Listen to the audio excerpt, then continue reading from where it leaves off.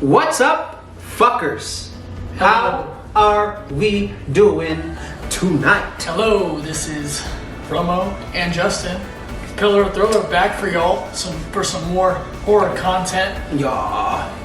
Thank you to everyone that participated in the horror movie bracket challenge. I know we've posted our video announcing the winner. That's Friday the 13th. We will get around to actually covering the movie. Something we want to do with the bracket. Yeah. It's covering the movie and dedicating an episode to it, and why we also think it rightfully won in our bracket. So Yeah. thanks for everyone, and by now our episode with He's Crafty, Eric, is out, so go give that a listen. It's a dope conversation talking about Halloween. He's awesome, man. We also let's give a quick shout out to our sponsors before we get into like any deeper details to what we're about to be doing and stuff we've got planned. So Unofficial sponsor, Dos Equis. yes, Stay thirsty. I don't know if I can say that, but I'm gonna say it anyway. Kosi, he's actually updating this as we speak. He's gonna send that to me tonight. For those on audio, he's talking about the banner. The banner, yes. This orange, I've always felt a little kind of off about it. Something about the color scheme. Also, I don't want to copy anybody else's color scheme, and I know this is part of Hot Junkies, like the orange. They own orange, so we're not. No, that's not. But it's just I want to be unique. But yeah, man, he's updating this right now. We're probably gonna get a new banner this week. Yep. So this is fire. And then we got Brandon Jack would just be kicking it. Have some incredible stuff going on with so the shoelaces look fire. You see his page and just have seen them on the shoes that he's posted. I think he posted the 5s with them on. They looked crazy. And also may have him and Vize with a sneaker podcast coming soon. They might, yeah. I don't know. Like Vize hasn't responded to that specific. You know what I mean? Only Brandon. I think Brandon. Be fun. I'm surprised he got Vize to say yes. Well, we'll see.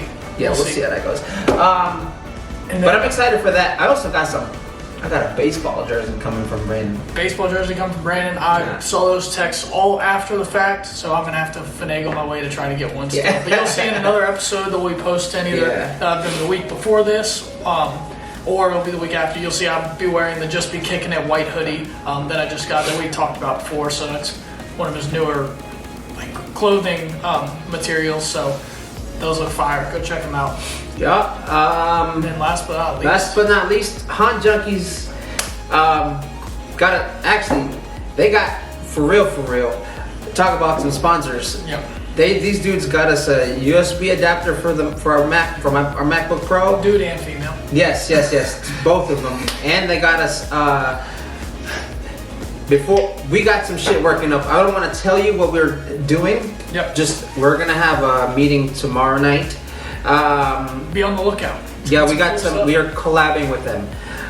It's gonna be a great episode. We won't go into too much detail, but we'll have our personal. Yeah, you'll see us. You'll see Haunt Junkies and Haunt Junkie Junior, and you'll see my fiance. Yep. Because she's gonna be working with them. You'll see. So you all saw in the video about the horror movie bracket, you saw the personal side to us. We throw our personal side in here too, as much as we can. But that really did encompass how we act with each other. We're always doing we had to cut a bunch of the audio out because some shit. Oh my god, bro! But we made the video and got to. Adam's always doing something else. But thank you to Haunt Junkies for that. The audio I think sounds a lot better. Thank you to them for that. We're really excited for what we get to do with them and collabing with them going forward. It's an exciting time, which leads me to our next subject. Tonight's episode is about a movie called Wrong Turn. The Foundation. Not to be confused with the first Wrong Turn. Which was in 2003, right? Yep, we're covering the 2021 Wrong Turn, The Foundation. Justin had a lot of strong feelings about this. I did too. There's some stuff I absolutely loved. There's some stuff I didn't love. And we're going to break it down. Justin loved this movie. I was free. Y'all, I was freaking the fuck out last night. I'm serious. Right. But before we start, we're gonna chug our beers. We just want to let you know what the episode was about, and then we'll chug our beers. I'm gonna pop this immediately. Justin took too long setting everything up, so my beer is like almost halfway gone.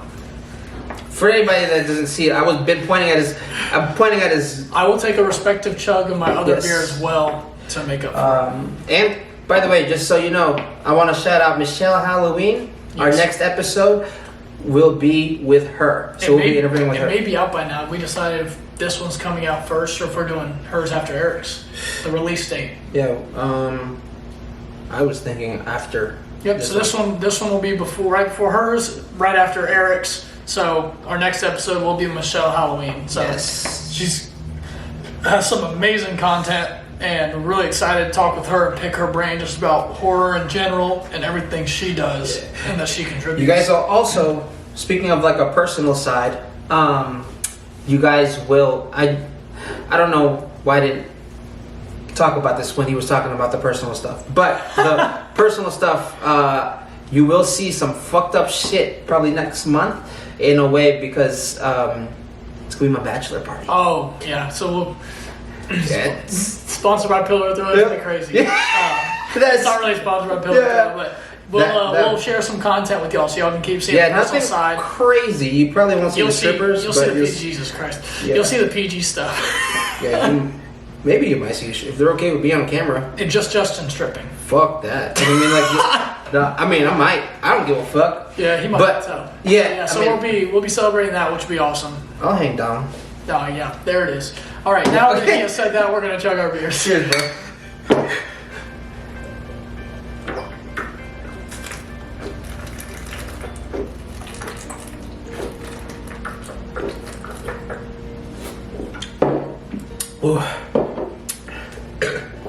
Oh yeah. I didn't bitch out this time.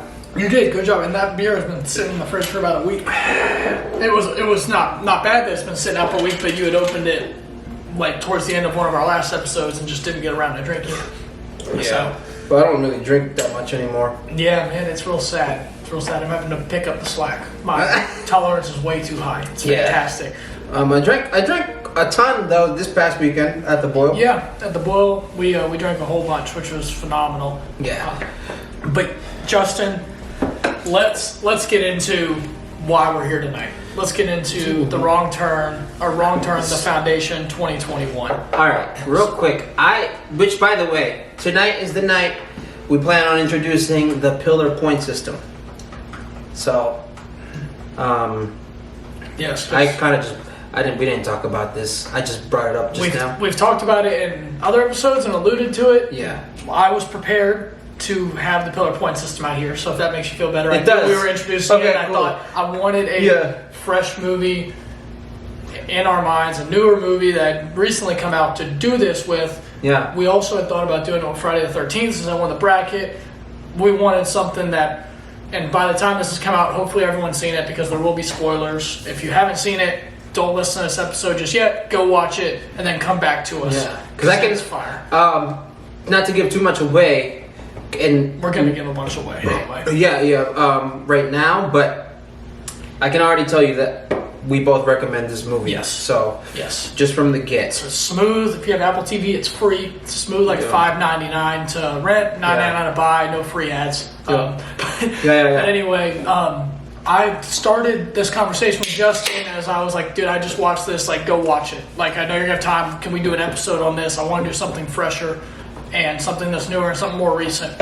We had tossed around doing a few of those episodes and just things caught up, and we did the ones we wanted in our first season. I wouldn't go back and change a thing. But one of the first things I asked you was, had you seen the other Wrong Turn movies? And your answer was? I have not. Okay, so for those that have seen it, this is a very different Wrong Turn style of movie. It is still a Wrong Turn movie. You still have young adults that go on a wrong turn and this one ends up being a wrong turn on a trail and getting off the beaten path because they're at their destination where they want to go in the mountains, in the mountain town. But man, the movies have always been in the woods. Yeah. And they've always been pretty well.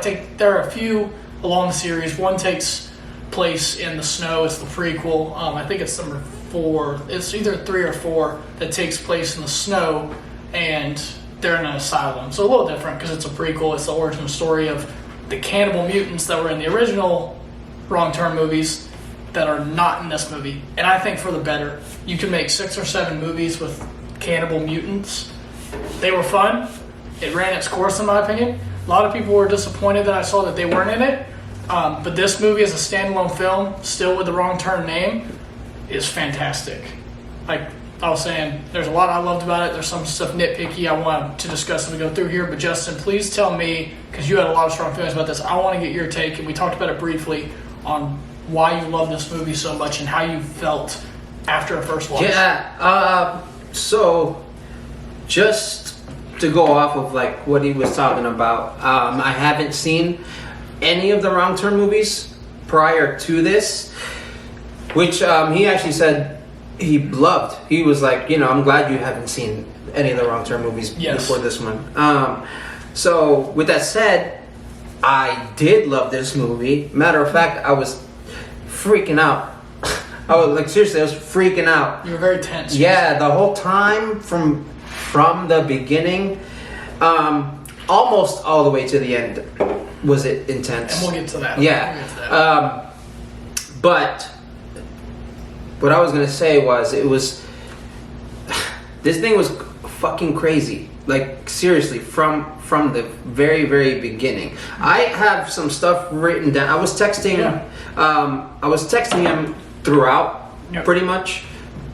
Probably for like the first 45 minutes. Yeah. And then I stopped texting because I was... Justin texted me about these movies is usually, I can guess when he started it, because he'll tell me like a specific instance of something that has left an impression on him. And then the rest of the time I just get, holy shit, what the fuck? Oh my god. And I'm like, what part are you at? Yeah, what are you on? Yeah. Because I just sent him a bunch of weird and I'm just... Because I'm reacting to it, but he has no idea what I'm reacting to. Yes.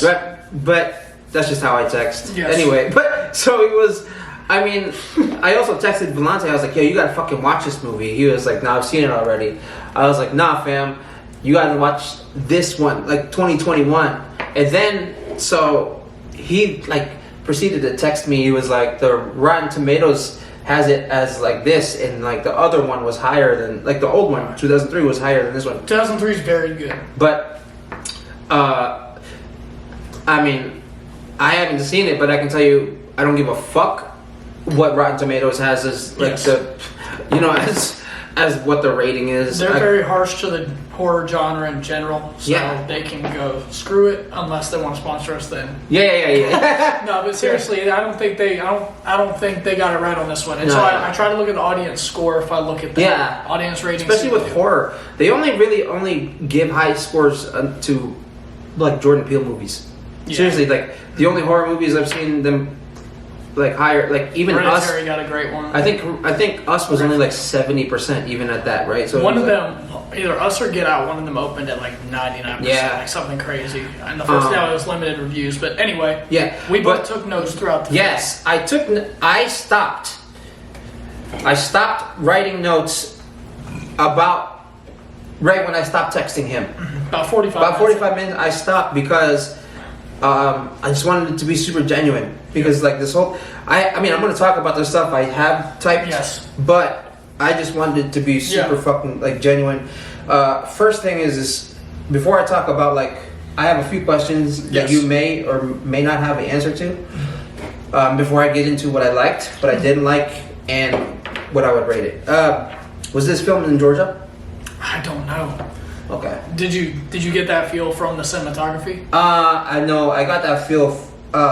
Yes. Well, kind of. But mainly because of their accents. Yeah. Oh, their accents. Okay. It's like you're thinking somewhere in the south. South. Yeah. Now, and you're kind of piggybacking off one thing I wanted to start with as well is like how well the acting was. They had emphasized a diverse cast in this, and so I've seen mixed feelings. I've seen mixed feelings of saying, oh, the diversity here felt forced. I don't think it did. I don't think I paid any mind to thinking these people wouldn't hang out. We're in 2021, like. I only saw what was diverse? Just the black guy and the Indian guy? And there's an Asian guy as well. What Asian guy? in the friend group. No. Who was the one that got his eyes? Oh, I think he was Hispanic. Okay, so Anyway, there's a bunch of different makeups throughout the friend group, and so right. I didn't really relate to anyone that said like you wouldn't believe that these friend groups hung out. No, because our friend group is very diverse. As well. I have me, you, Brandon, Adam, Vize. Like we're all. Yes. None of us are. Adam and I are both Puerto Rican. Yeah. And I am the white Puerto Rican, and Adam's actually Puerto. I'm like 25% Puerto Rican. He's like actually half Puerto Rican. Yeah. We'll get there. We're both boys. Yeah. But I don't know if it was filmed in the South. Yeah, let me see. It's a co-production between the United States, Canada, and Germany. Yeah. Actually, an international production. I'll look as we go through this kind of where it is, but basically so this kind of brought back the feel of you have a good friend group that's going through this, and I'll start with some of the good stuff I really like. So Charlotte Vega ends up being the final girl, essentially. Is that her actual name? Yeah, that's her actress name. She's Jen in the film. She's the main actress in the film. I looked at her film credits. It's a lot of international stuff, which is cool. I just didn't recognize it. Very cool. I just didn't recognize it. I'm sure there's some good stuff in there. What I did recognize was she was an extra in one of the Wreck films. The found footage, you probably wouldn't love them, but they go away from the found footage later. But she was an extra or a very low-tiered role in Wreck 3, which is crazy to me. Bill Sage plays Venable. He's the guy that is running the mountain cult, essentially. The old guy? Yes. So like the one with the gray beard is literally the leader of the mountain people. Yeah. He was in We Are What We Are, which is a good film. The Boy of 2015, not the boy film with the doll, but the other one. And then he was in American Psycho with Christian Bale. Did not know that. Yeah. And then there's Matthew Modine is in Stranger Things, Dark Knight Rises, 47 Meters Down. So there's some firepower when it comes to. Was this a big production? Or was it like... It looked like it was. It's still from the same director as the Wrong Turn films. From back then? Yes. Like 18 years ago? I believe so. I believe it's the same director. That's dope. Yeah, Mike P. Nelson. So I'm reading over my Or is notes. it the same writer that I'm thinking of? Maybe.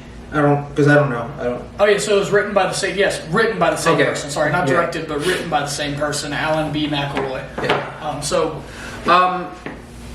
I have these. So like, I'm gonna read you guys what my notes are, and the reason why I'm reading you guys what my notes are is because I don't know what the fuck I was referring to. So let's hear what you got. Yeah, so I got.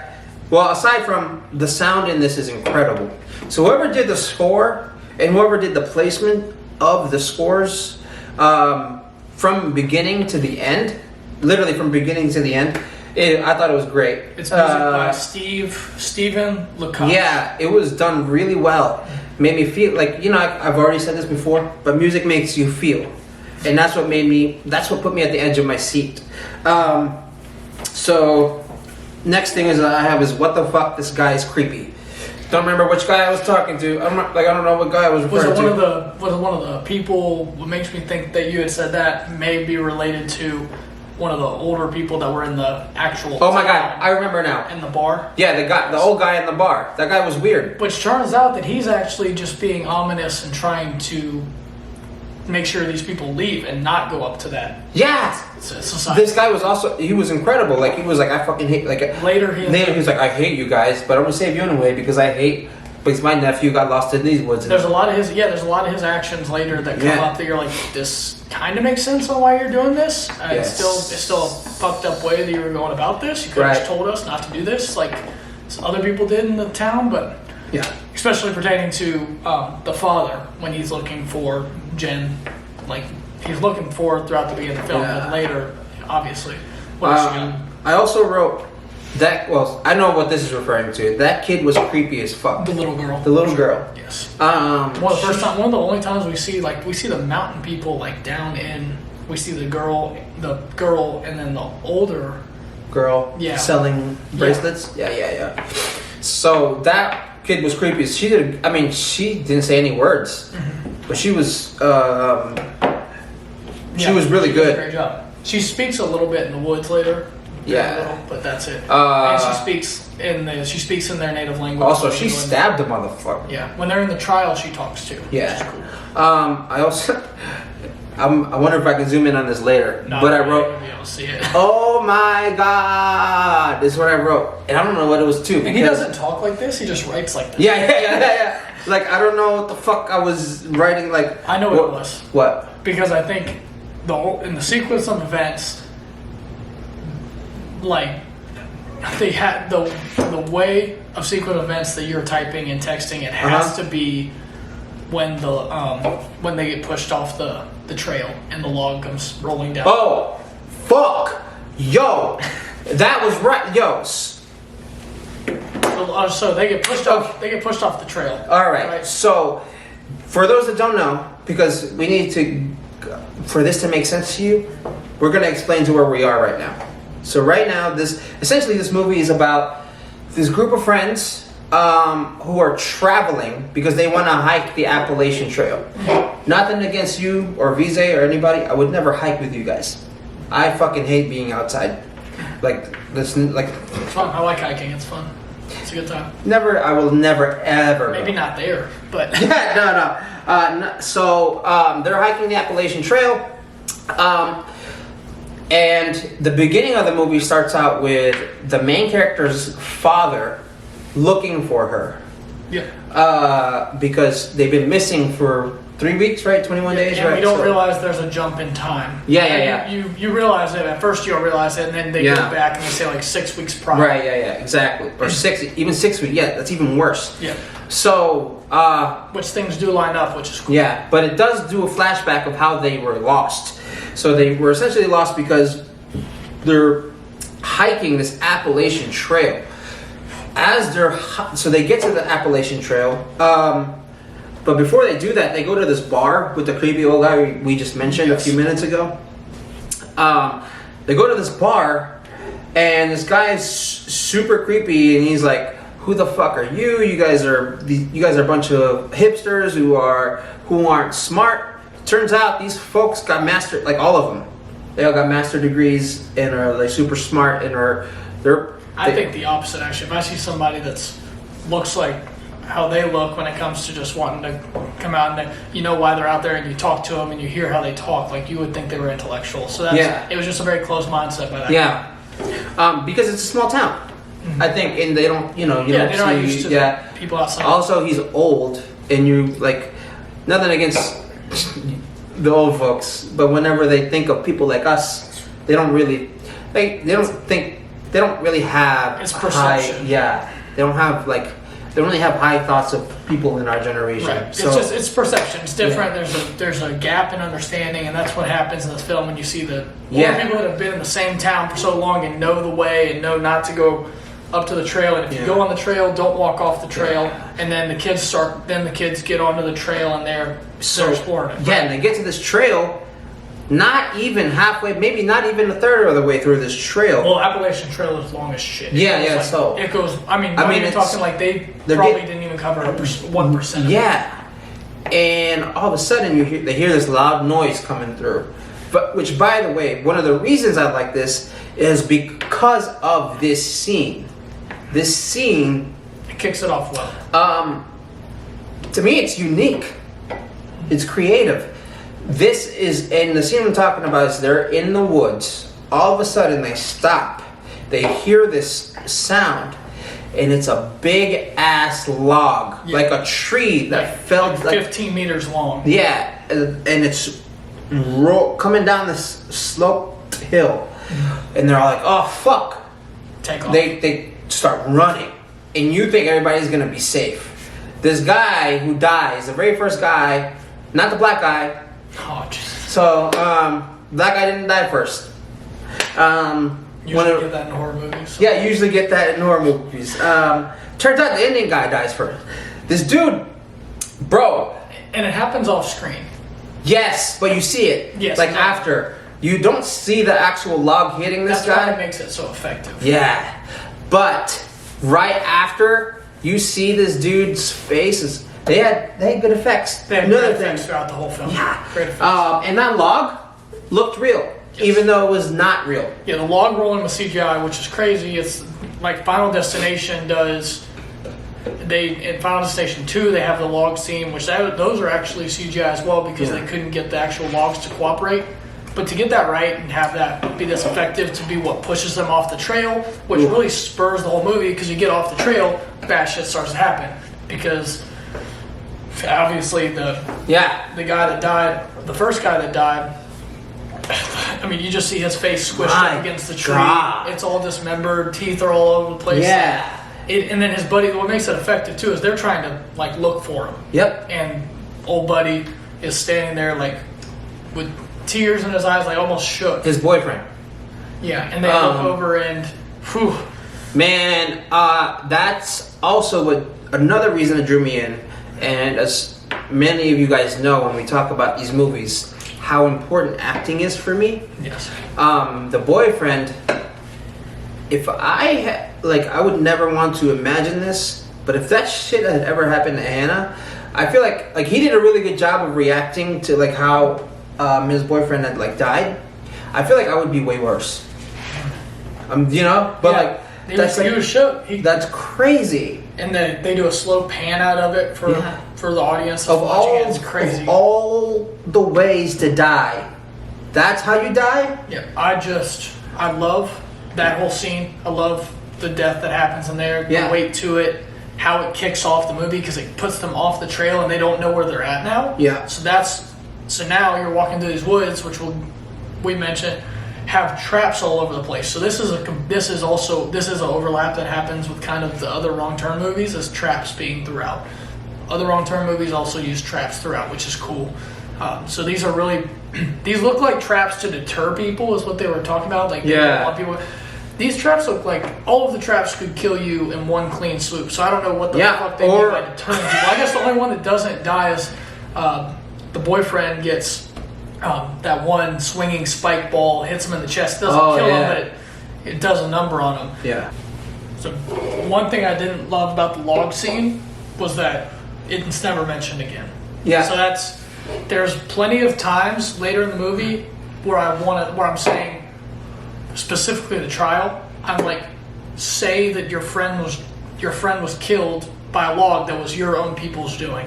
Like, that never gets mentioned again, and that kind of bothered me. Yeah, so, because it's such a strong moment in the film, and we never mention it again. It's like someone had this great idea and was like, this is how we're going to get them off the path. And it's so good, but it could have been mentioned once or twice more. That in the scenes, maybe if you didn't have opportunity, I understand, but there was plenty of opportunity for that to be a talking point. Maybe, right?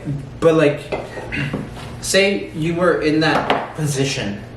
Well, I don't want to jump to the trial already. No, not the trial, but like, if you were just in general, like, would you mention that again?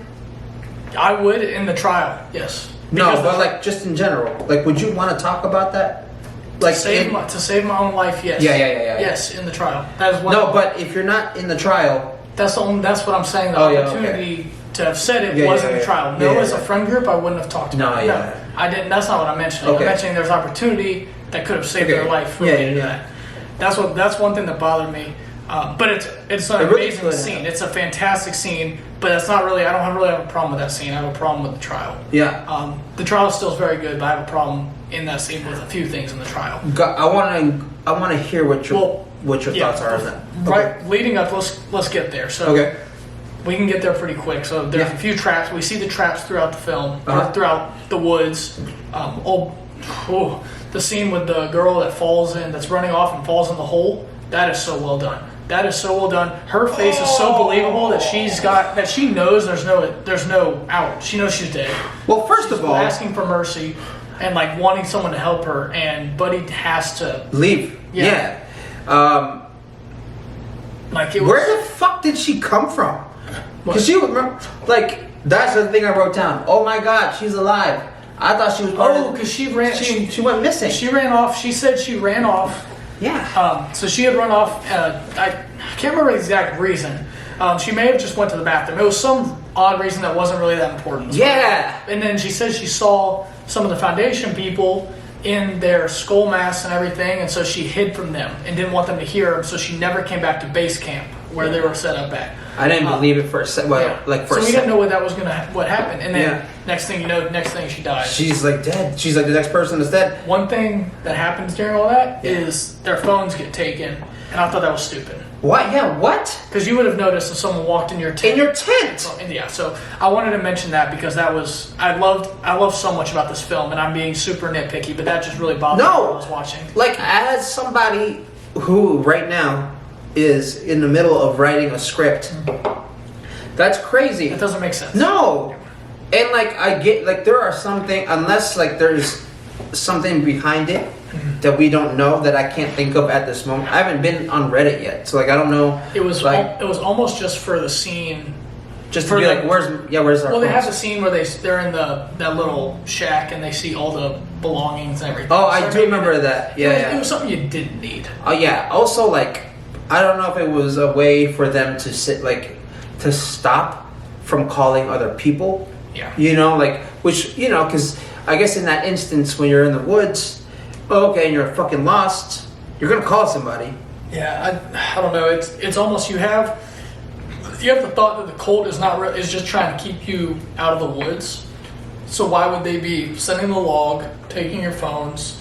The traps, I understand, could be seen as deterring, but they are deadly. So like, there's some things that just don't add up. Where like the people said that this would happen, that they just don't want you to come up and want to deter you, and they're protecting their society from up there. But there's very aggressive things being done. Like the guy gets his foot in the chain when he's chasing after the little girl because they're trying to figure out where they are, and then he gets pulled through and he's tied up. Yeah. And then they're acting like they did nothing wrong. The society later. That to me in the trial, that for me probably bugged me more. Like, so I know the log thing bugged you a lot. Well, the log scene was fantastic. Right. No, I mean, like, as far as the trial goes, right? Yeah, we'll talk about the trial. Yeah. Okay.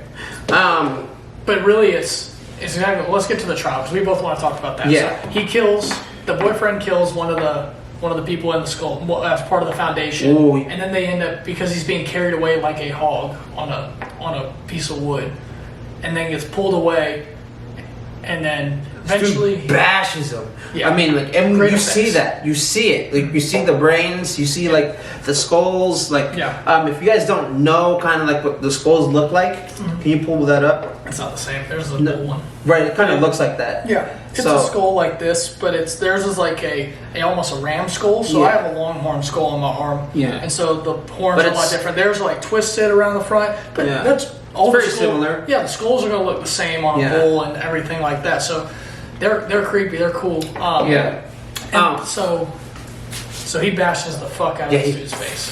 Fuck! I was so happy. Like when that They're happened. trying to play innocent, so I'm like, yes, good. I'm glad you did that. These people were trying to like take Kill you. Yo, I was like, this is crazy. Yep. So, like, in the trial, Yeah, so we get to the trial where they're almost acting delusional. this dude who comes in, who's like this big, who's supposed to be this big figure or whatever, right? That's Bill Sage, who's playing Venable.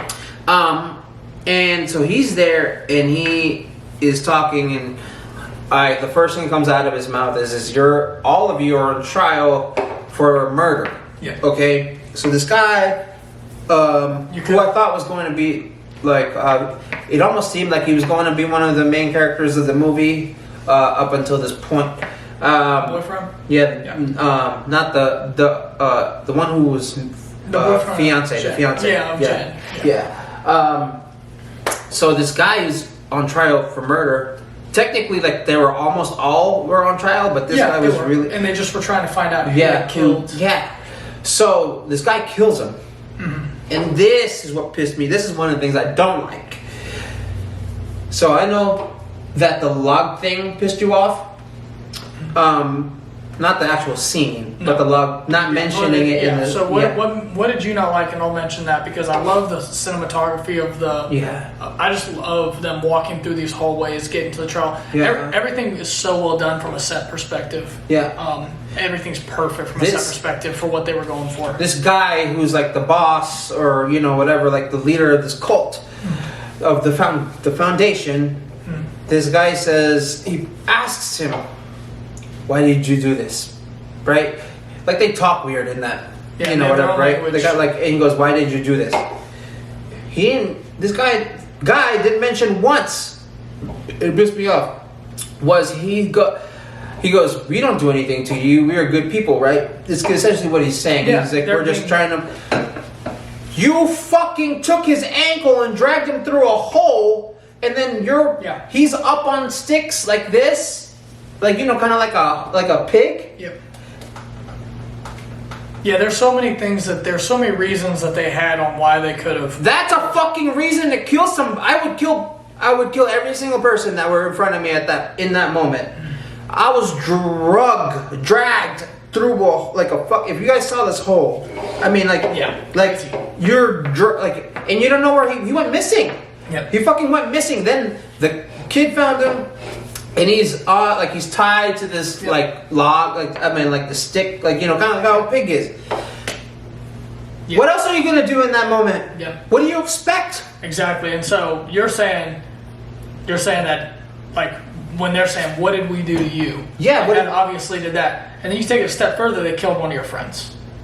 That's why I was mad the log thing didn't get mentioned. They could have easily said, "Y'all killed one of our friends." Someone threw a log down. Like, we know we saw people in there. Like, y'all killed our. But that's never brought up. It's a very good point that you make, and it's the same. It's very similar to what I thought about that. Just a different explanation for it. It just doesn't. It's so annoying, and their punishments also are crazy. So they kill the boyfriend in the same way. I guess one more small thing before I get to that is, the girl, the young woman, not the kid, the young woman that was selling the bracelets. Yeah, she's like crying during this, and I don't understand that. So during the trial, yeah, she was. Yeah. Because I didn't understand why she was crying unless she was going to come back and have sympathy for them and be the reason they escaped, but that never was explored again. But the boyfriend gets killed in the same fashion that the boyfriend killed the other Foundation member, right? They take a stick to his head. Then the other guy that they were eventually going to kill all of them, right? Or the ones for trespassing. The boyfriend was to be killed. The trespassers were going to be cast to darkness, which means burning their eyes out with that stake that's forged under fire. They show that. It's brutal. Yeah, and then you just put you in the dark. You know how, like, whenever you guys brand a horse?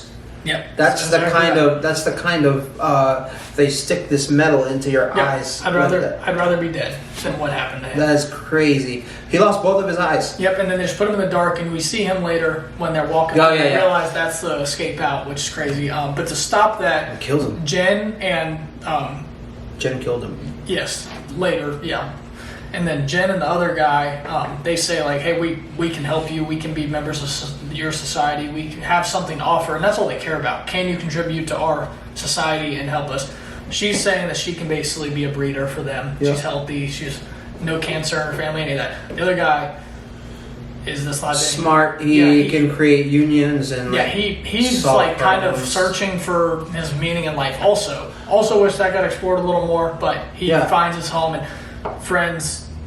He makes friends with some of the people there and ends up being like almost a guard around the town, which we see later with the dad. Yeah. So we have all that happen, and then we get into the dad finally makes his way up to the actual society, right? Mm-hmm. So the dad actually makes his way up to the society farther than a lot of other reasons. There's some pointless deaths in there where the dad has someone walking with him and they get killed with a trap. But the dad makes it to the society, right? Gets captured by that friend of Jen's that he has now become part of that. And Jen has been consummating with the venerable man guy and acting as his wife. Mm-hmm. And so then she doesn't have to fucking die. Just so she doesn't have to fucking die. Yeah. Yeah, so, and she shoots her dad with an arrow and everything. So she's playing that whole part.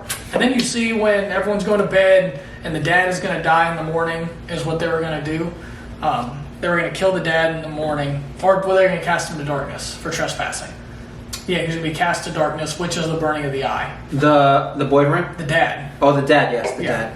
So the dad, that happens, and you get, then you finally see Jen say, we're getting out of here. And, finds where I think they found a gun, right? Yep. Yep, so they find a gun. Well, the gun was her dad's. Yeah, so they took it from him when he got there. Yeah. So they had to go find it, and then they start escaping and everything like that. And so, or they start their escape. So turns out she partners up with. Well, she's the little girl. The young kid is very fond of Jen, and so she shows Jen how to get out, and it's through the dark dungeon that they had cast her friend to earlier. And so how creepy is that when they're walking through that? You see all these people that are oh my god, bro, and they're just eating rats and eating all this stuff that all they can eat is just like vermins and everything like that. And we see the boyfriend later, who's like, and like, because you don't see him not Jen's boyfriend. No, the guy from the beginning. The guy who had gotten his eyes actually burned out and thrown in there. And we see, like, I wasn't expecting to see that, you know?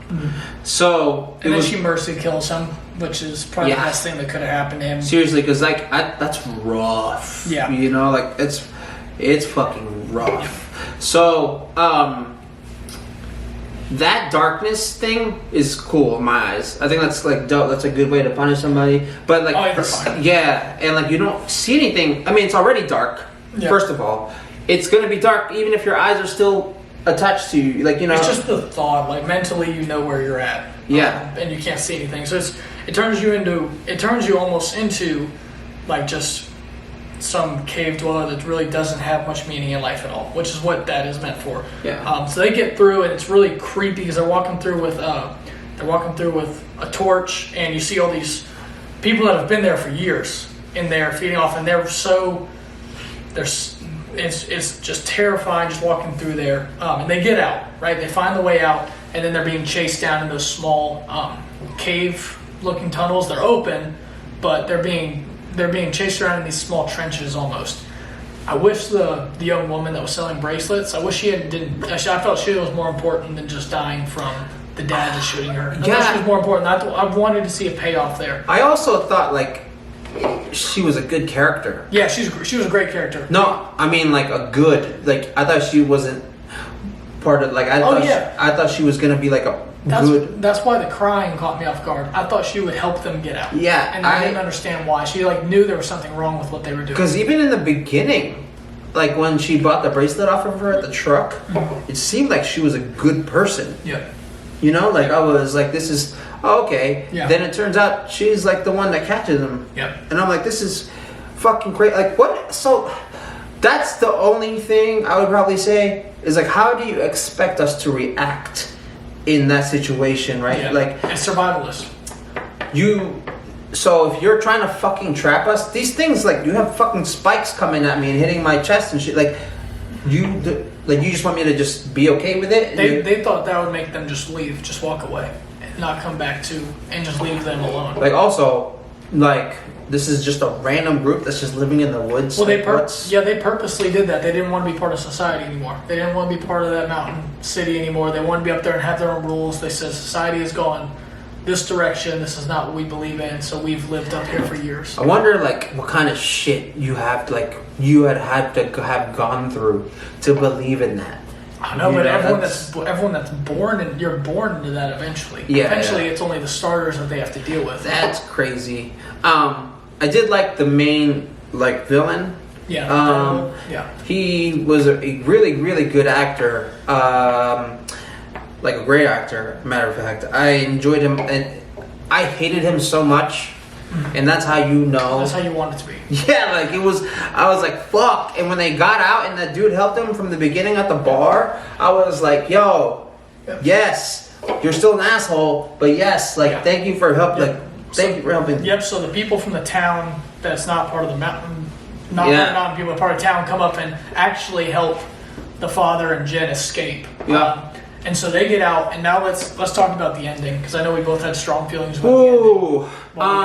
That would be the last little bit we talked about. So it was very almost controversial. And did you feel one way or the other? Let me hear, because you don't. I know personally how you feel, so let everybody else know how you feel. Okay, so I've told Justin this, and this is not a exclusive to this movie. I hate any time a false ending happens. I thought the reveal of Bill Sage as Venable Venable being in the house, like dressed up, saying that he was looking at a house next door, and you know damn well it's him and the young girl that have found where she lives and everything, and are now basically holding their family at knife point, which the family doesn't know.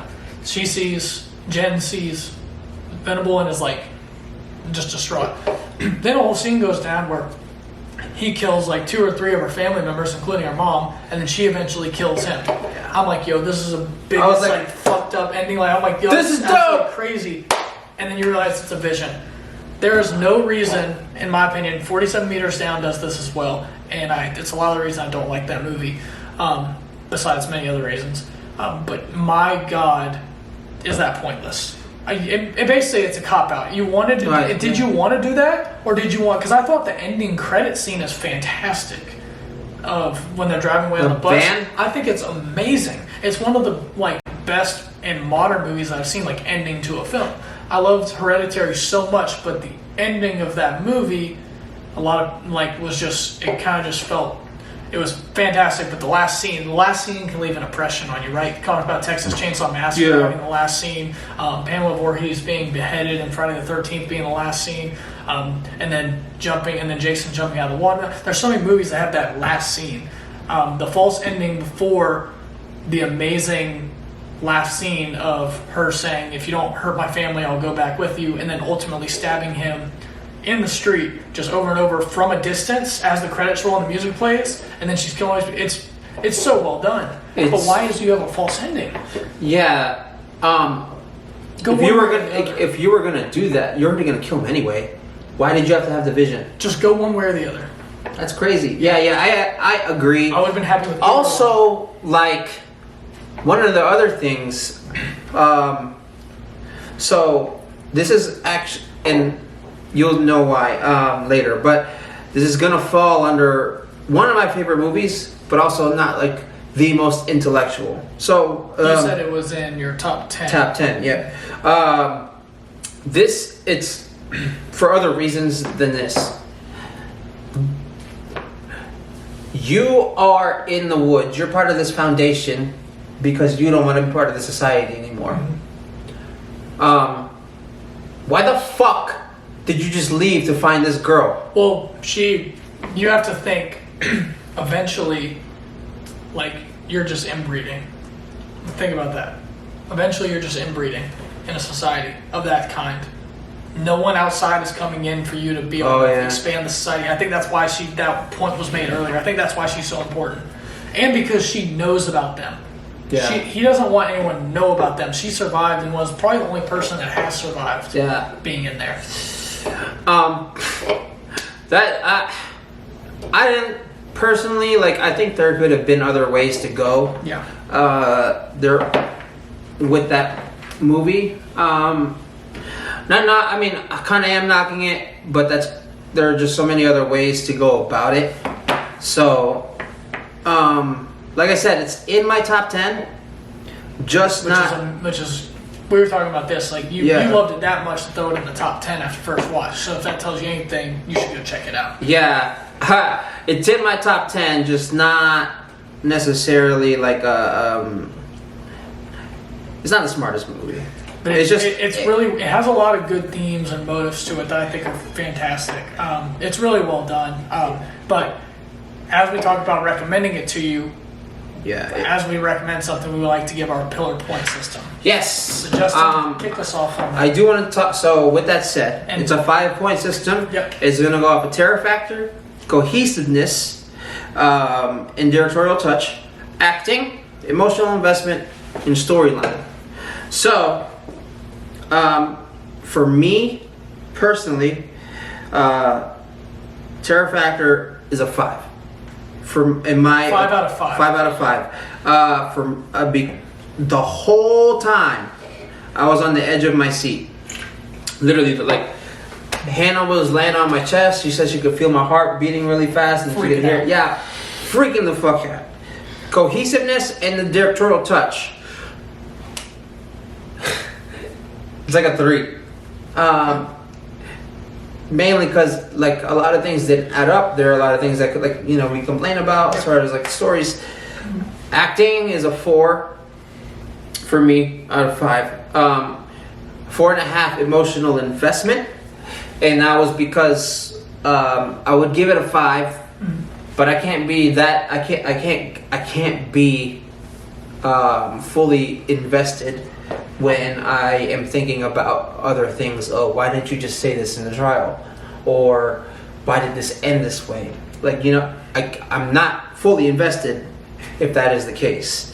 And the storyline's probably a 4.5 also. Yep. So if I'm adding that up, So I'll let you add that up because Justin does his a little different than I do. We both rate the same things, but Justin adds a point for each of them and then averages them out. I like to touch on all of them, and then I give you what I think out of 5 the film means to me. So Terror Factor, it had very tense moments. I was very happy with how tense it was and the atmosphere. Really, the set design was fantastic, so I really enjoyed that. Emotional investment, I felt invested, otherwise I wouldn't have cared as much about what was happening in the ending. So that was important to me. The acting, I thought the acting was fantastic. Jen, the final girl, Charlotte Vega, I believe is her name. She did absolutely incredible as that character and the main protagonist. Storyline, I did like the storyline because it went away from the mutant cannibals. They did something different with the same franchise while still kind of having some feel to the original movies. It's not the same as the original movies, and for a good reason. And then the last one is cohesiveness and directorial touch. Love the cinematography. Thought it being written by the original Wrong Turn person made it have that atmosphere, and really did help that because I really am a big fan of the original Wrong Turn. So with that being said, we don't do a great job with doing half points. I couldn't come, and this, I'm trying to think of this also out of 10. What would it be if I doubled it and set out of 10? I'm going to give it a 3.25 out of 5. So I'm going down to the 0.25 so that it translates to a 6.5 out of 10. I give it a 6.5 out of 10. So 3.25 out of 5 is my pillar point system on the film. Yeah. Enjoyed it. As you probably heard, there's some things I thought could have been done better to really get that. Something to be over a 7, it has to be, like, it's right on that verge. I think some things done better, it may have been in that 7.5 range, 8 range. So it's just, a very good movie. 10's like super hard to. We're not getting.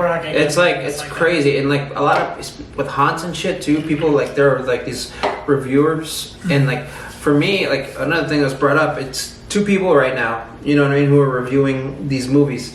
They got all these people who are part of like the I think it's called Terror Factor. They have like 4.12, 4. Like it. How do you do that? How do you make a rating off of a decimal point like that? That's crazy. Like, and you have 7, 8 different people reviewing the same haunt. Mm-hmm. Like, you don't get. That's in that point. Like, this is a pillar. Like, this is us. Yeah. So like, if we're putting it together, and you're giving it a 3. Let's just say 3.5, right? Or 3 point, a 3.25 in your case. I would probably give it a 4. So if I'm doing, so we could give it a 3.5 and probably be right. A 3.5 is probably what we're gonna go with, out of 5 altogether. But we still recommend it. Keeps you on the edge of your seat. Like I said, it's a great watch. Go check it out. It really is a good film. And if you're itching for some horror with not much coming out really until some more restrictions are lifted, this is a great film to watch at home. Turn off the lights, grab some snacks. If you want to be scared, this is a really good film. It's a good film. It's not like, I don't think it's as scary as The Dark and the Wicked, which I've seen recently, or it's scary as some of the other films. But it's very good, and it's very tense, which you touched on, and I think was very good. So thank y'all for listening in on this episode. We have to go ahead and get going because we got another episode to start off with our guest Michelle Halloween. So thank you guys. Yep. And we appreciate you like always. Just be on the lookout for our future episodes. This episode, he's Crafty's episode from last week. Next week's episode with Michelle Halloween. Mayor's going to be on our podcast this season. Let's get it. We're very happy about A everything. lot of fun stuff coming up. Thank We got you, guys. CNT Films coming up. We're going to have his Halloween 4 fan film that's being made. We're going to talk about him about that. And we're going to try to bring A ghost hunter in. Yep, we're going to try to bring a ghost hunter in, aka our boy Champion. Yeah. So we got some good stuff. So thank you. Keep sharing, keep liking our stuff and listening. We appreciate it. We love you.